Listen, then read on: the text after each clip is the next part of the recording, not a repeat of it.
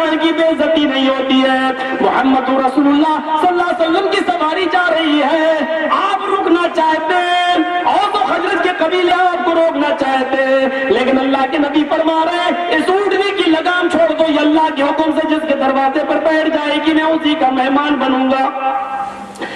عورتیں چھتوں پہ چڑھی ہیں, طلع البدر علینا من ثنیات الوداع کے شعر پڑھ رہی ہیں میرے پیارے ساتھیوں, اور ساری عورتیں چاہتی ہیں کہ نبی میرے مہمان بن جائیں, اور جو حضرت کے بڑے بڑے امیر چاہتے ہیں کہ نبی میرے گھر پہ رک جائیں.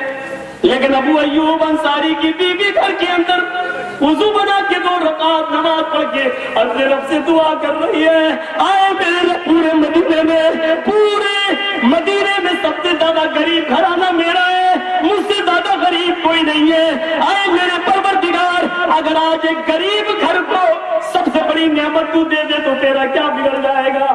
اے اللہ, اگر آج محمد رسول اللہ کو میرا مہمان اور مجھے نبی کا میزبان بنا دے تو تیرا کیا بگڑ جائے گا.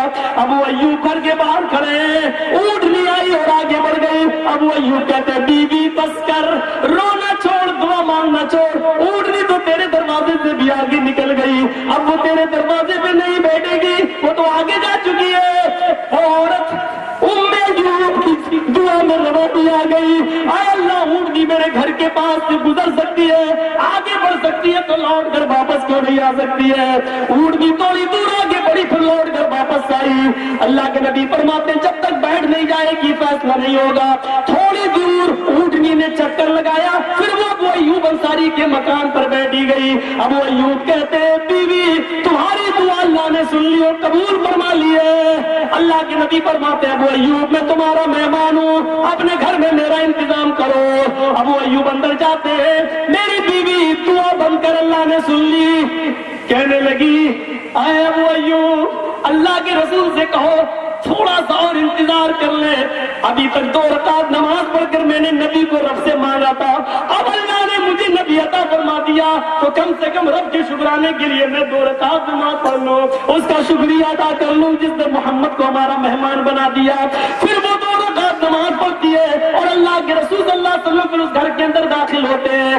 لوگوں سارے لوگ محمد کی اونٹنی پکڑے ہوئے ہیں کہ میرے پاس آؤ, میرے گھر کے مہمان بنو, لیکن نبی نے ان کو ٹھکرا دیا. اور اس عورت کو دیکھو جس نے اپنے رب کو پکار کر محمد رسول اللہ کی مہمانی مانگی, اس کی دعاؤں میں جو جملے تھے وہ یہ بھی تھے کہ مدینے کے لوگوں نے محمد کی لگام پکڑی ہے, اللہ میں نے ڈائریکٹ تیری چوکٹ پہ سوال کیا ہے, اللہ میں نے ڈائریکٹ تجھے پکارا ہے.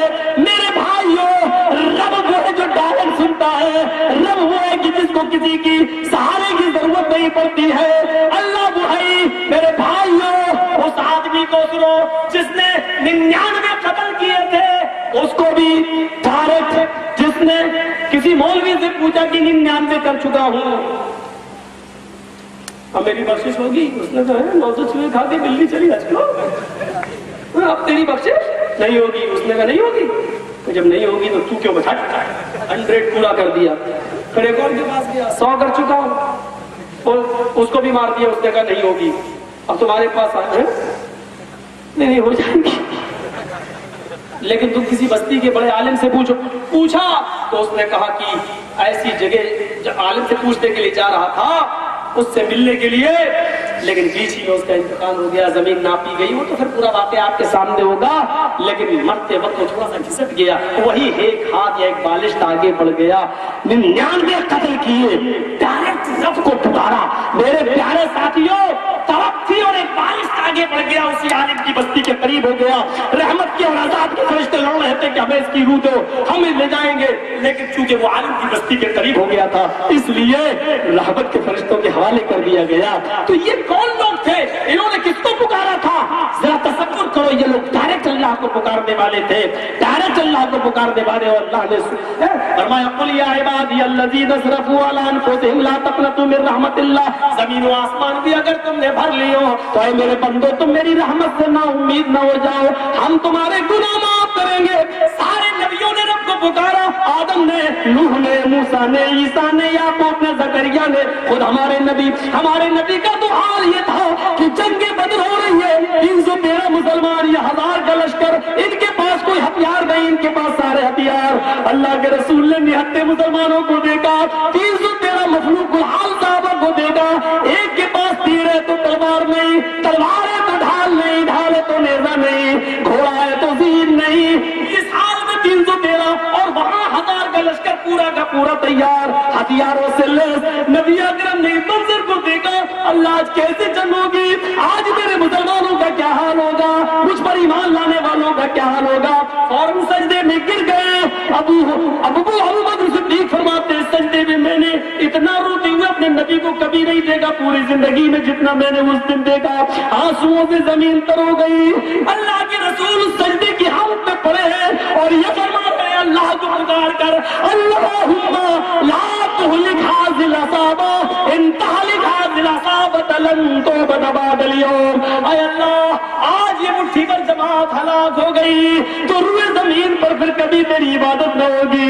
ऐ अल्लाह, आज इसको बर्बाद न करना, आज मेरे मुसलमानों को हलाक न करना।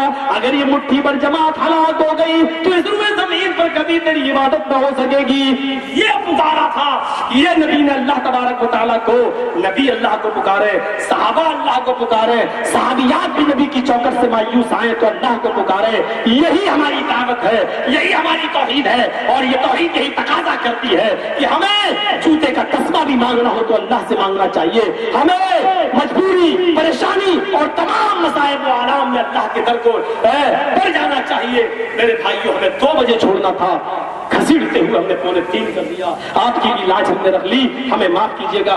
मेरी फ्लाइट अगर छूट गई तो बड़ी दुश्वारी होगी। हम अल्लाह से दुआ करते कि अल्लाह जब तक तो हमें जिंदा रख, तौहीद पे जिंदा रखना, और जब हमारा खात्मा हो तो ईमान पर हमारा खात्मा फरमाना। व आखिर दावाना अनिल हम्दुलिल्लाहि रब्बिल आलमीन।